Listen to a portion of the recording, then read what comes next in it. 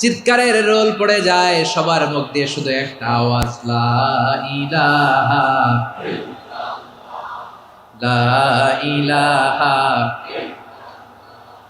লা ইলাহা সুবহানাল্লাহ আলহামদুলিল্লাহ লা ইলাহা।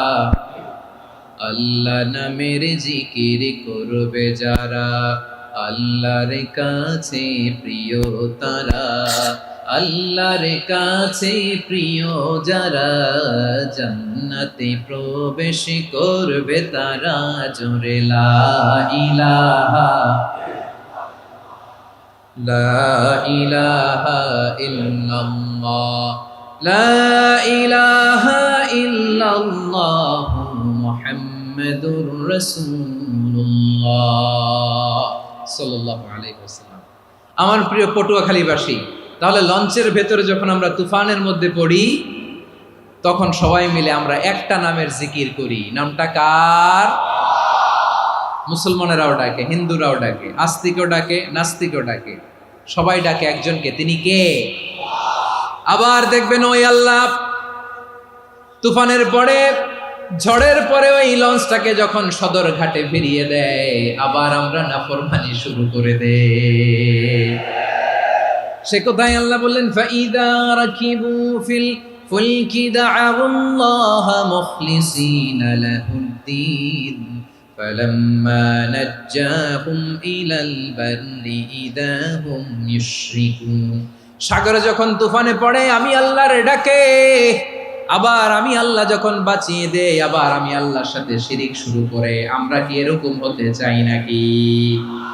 এরকম করবেন?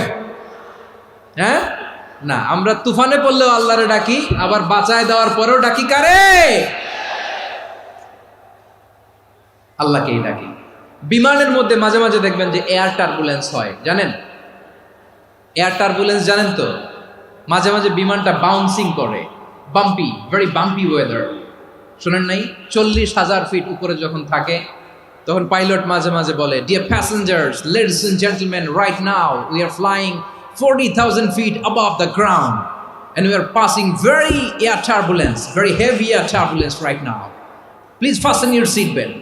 দেখবেন মাঝে মাঝে বলে যে, ভদ্র মহিলা, ভদ্র মহোদয়গণ, আমরা 40,000 ফিট উপর দিয়ে যাচ্ছি আর এয়ার টার্বুলেন্স ফেস করছি, মেহেরবানি করে আল্লাহর হস্তে সিট বেল্ট বাঁধুন।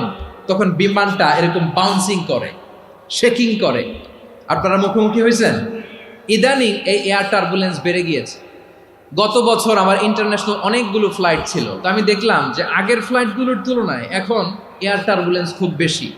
আমি একটু রিসার্চ করে দেখলাম, ক্লাইমেট চেঞ্জের কারণে, জলবায়ু পরিবর্তনের কারণে আকাশের বাতাসের মুভমেন্টে পরিবর্তন হয়েছে, ফলে এখন বিমান শেকিং করে বেশি, বাউন্সিং, বাম্পি ওয়েদার। তো বলেন তো, 40,000 ফিট উপরে যখন আপনি, কয় হাজার ফিট? সবাই বলুন কয় হাজার ফিট? 40,000 ফিট উপরে যখন আপনি, তখন যখন বিমানটা এরকম বাউন্সিং করে, সবাই যখন ভমিটিং করে বিমান নষ্ট করে দেয়, বমি করে, তখন বাঁচানোর কে আছে আল্লাহ ছাড়া? কেউ আছে? ওই মুহূর্তেও সবাই মিলে একজনের ডাকে আওয়াজ করে বলেন, তিনি কে?